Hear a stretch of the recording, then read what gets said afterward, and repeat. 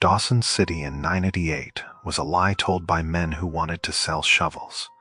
They called it the Paris of the North, but it was just a frozen mud pit where hope went to die of scurvy. I didn't come for the gold in the creek beds. I came because I was paid to keep men alive.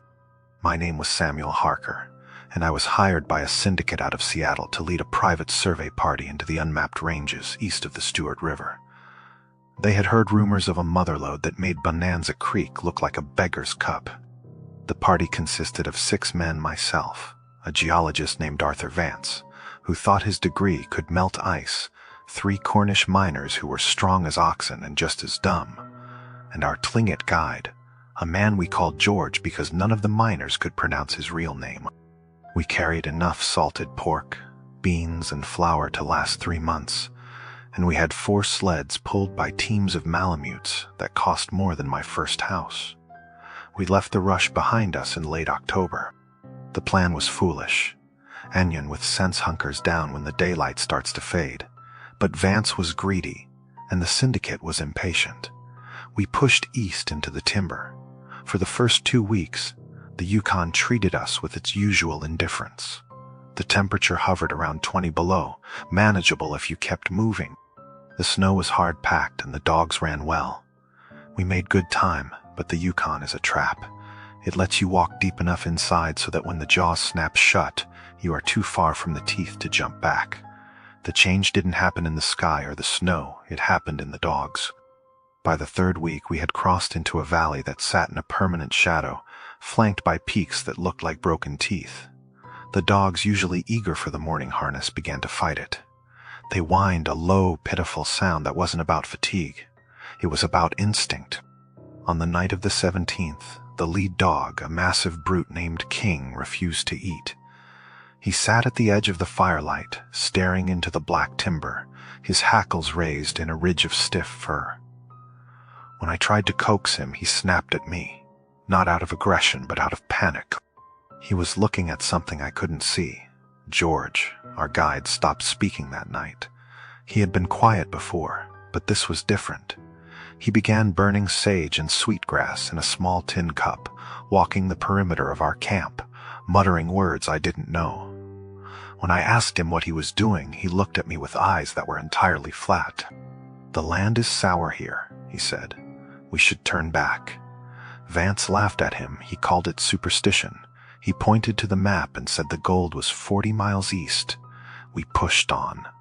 The cold dropped on the 20th day. It wasn't a gradual decline, it was a hammer blow. The thermometer bought at 45 below zero. At that temperature, spit freezes before it hits the ground. Trees explode because the sap expands like a bomb. The air itself feels thick, like you are breathing invisible glass. We lost the sun entirely behind a gray steel ceiling of clouds. We were walking through a world of white and gray, devoid of color. And then we found the cabin.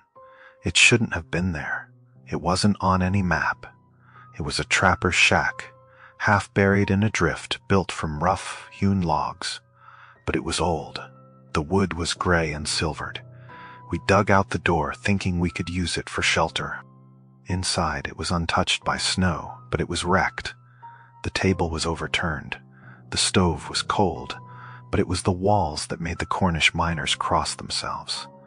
They were covered in scratches, deep, gouged grooves in the timber, but they weren't on the outside trying to get in.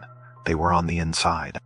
Something had been in here desperate to get out, or something had been in here with the occupant, and the walls were the only thing that listened to the screaming. We found no bodies, no bones, just a single leather boot, chewed down to the sole. Not chewed by wolves, the teeth marks were flat. Human. We camped in the shack because the wind outside would have killed us. That was the first night I heard the voice. I was on the 2nd watch, sitting by the relit stove, nursing a cup of coffee that was barely warm. The wind was howling around the eaves. A constant shriek. But under the wind I heard my name, Samuel. It wasn't a whisper. It was clear, coming from just outside the heavy wooden door. It sounded exactly like my brother William. William, who had died of typhoid in Boston 4 years prior. The voice was casual, conversational. "Samuel, let me in." It is warm out here. I froze. My hand went to the Colt Navy revolver on my belt. I sat there, my heart hammering against my ribs like a trapped bird. I knew William was dead. I knew it. But the brain is a traitor in the dark. It wants to believe. I stood up and took a step toward the door. George's hand shot out from his bedroll and gripped my ankle. His grip was iron. He didn't look at me. He looked at the door. "Do not," he whispered. "It is the Wind Walker. It steals voices to steal meat." The next morning, 2 of the dogs were gone. The traces were cut, not chewed. Cut, there were no tracks leading away from the sleds.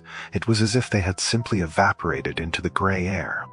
The remaining dogs were huddled in a ball, shivering so violently they shook the sleds. Vance was furious. He accused the miners of not tying them tight enough. He didn't hear the voice, or if he did, he was too arrogant to admit it. We tried to leave the valley that day, but the weather pinned us. A whiteout blizzard rolled in, reducing visibility to the length of your arm.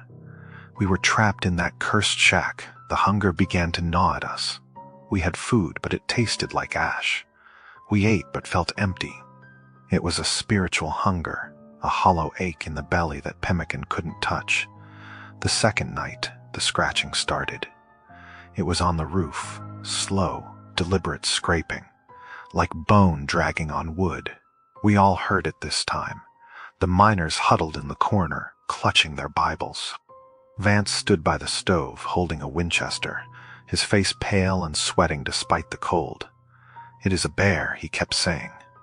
"Just a starving bear." But bears sleep in winter, and bears don't speak. Around midnight, the scratching stopped. Silence returned, heavier than before. Then, from the chimney, the cold, unlit stovepipe, came a sound that I will hear until they put me in the ground. It was a laugh, but it was a mimicry of a laugh. It sounded like a man trying to describe laughter without ever having felt joy. It was dry, rattling, and hungry. Then it spoke. It spoke in Vance's voice. "Open the door, Arthur." I found the gold. Vance screamed. He fired the Winchester into the ceiling. The boom was deafening in the small space. Dust and splinters rained down. "Shut up," he shrieked. "Shut up." The thing on the roof didn't leave. It began to pound. The roof logs groaned. This wasn't an animal. The force was hydraulic. It was testing the structure. George looked at me. He had his hunting knife out. "Fire," he said. "It fears only fire." We didn't have enough wood to keep the stove going for long, let alone build a defense. But we had the kerosene for the lanterns. We had the alcohol for the specimens Vance intended to collect. The attack came at 3 a.m. The roof didn't collapse. The door did. The heavy bar we had set across it snapped like a twig. The door flew inward, shattering off its hinges. The wind blew in, extinguishing the single lantern. In the chaotic darkness, lit only by the dying embers of the stove, I saw it. It had been a man once, maybe, but it had grown. It stood nearly 8 feet tall, its frame gaunt to the point of impossibility, skin pulled tight over bone like wet parchment. It was gray, the color of frostbite. Its arms were too long, hanging past its knees, ending in fingers that were black and tipped with jagged claws. But the face was the worst part. The lips were chewed away. The teeth were jagged shards of yellow ice, and the eyes were glowing pits of white light. It moved faster than anything organic should move. It was a blur of motion. It grabbed one of the Cornish miners, a man named Davis. It didn't bite him. It swung him. It smashed him against the log wall with the casual indifference of a child discarding a doll. Davis dropped, his neck at an angle that made me sick. Vance fired again. The bullet hit the creature in the chest. I saw the puff of gray dust where it struck. The creature didn't even stumble. It turned to Vance. It smiled, exposing those terrible gums. "Arthur," it mimicked again, using Vance's own terrified voice. "The gold." I grabbed the canister of kerosene. George understood. He grabbed a brand from the stove. I hurled the fuel not at the creature. It was too fast, but at the doorway, blocking the exit. George threw the fire. The fuel ignited with a whoosh, creating a wall of flame. The creature shrieked. It was a sound of high-pitched static like metal on a grinding wheel. It recoiled from the heat. "Out the back," I yelled. There was a small window, barely covered by oilskin. We smashed it. I pushed George through, then scrambled out myself. The other 2 miners followed. Vance was frozen. He was staring at the creature, paralyzed by the impossibility of it. "Vance," I screamed. The creature lunged through the flames. It didn't burn like flesh. It didn't catch fire. It just walked through it. It grabbed Vance by the head. I looked away. I heard the sound. It was like snapping a dry branch. We ran into the blizzard. We had no sleds, no food, no coats other than what we wore. We ran blindly into the white void. We could hear it behind us. It wasn't running. It was stalking. We could hear the heavy crunch of its feet on the snow, always just at the edge of hearing. It was toying with us. It could have taken us then. I know that now. It wanted the fear. It wanted the meat to be sour with terror. We lost the 2 miners in the first hour.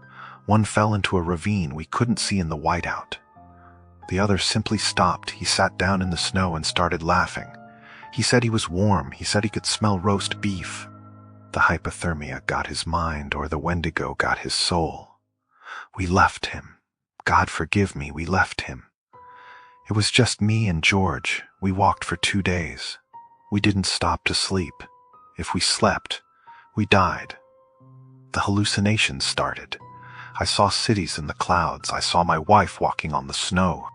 But every time I slowed down, George grabbed my coat and pulled me. "Walk," he croaked. His skin was turning black with frostbite. "Walk or be eaten." We reached the river on the 3rd day. We found a trapper's line shack, occupied by a Swede who nearly shot us when we stumbled through his door. We looked like corpses. We collapsed on his floor. I don't remember much after that. I remember the fever. I remember screaming about the eyes. The Royal Canadian Mounted Police investigated our claim weeks later. They went to the coordinates I gave them. They found the cabin. It was burned to the ground. They found the bones of the miners. They said it was a wolf pack, a large, starving pack that had gone rogue. They said the cold makes men crazy. They said Vance probably killed the others and then died of exposure. They had an explanation for everything. It was neat. It was tidy. It kept the gold rush going. But they didn't explain why the bones were cracked open for the marrow. They didn't explain why the rifles were bent like tin. And they couldn't explain why, in the ashes of that cabin, they found the melted remains of a gold pocket watch that belonged to Vance, lodged inside a pile of what looked like calcified deer scat. I never went back to the Yukon. I live in San Francisco now. It rains here. It rarely freezes. But sometimes when the fog rolls in off the bay and the air gets that damp, thick chill, I can smell it. I smell copper and rotting venison, and I lock my doors, not because I think it walked 2,000 miles to find me, but because I know that thing wasn't an animal. It was a hunger, and hunger never truly dies. It just waits for the next winter. So, before you book that ticket to see the northern lights, before you romanticize the call of the wild, remember this: there are places on this map that are not meant for us. There are old things buried in the ice that are sleeping with one eye open. And if you listen closely to the wind in the pines, and you hear your own voice calling you from the dark, don't answer, just run. And please, if you made it this far, leave a like on the video. It helps us keep the fire lit.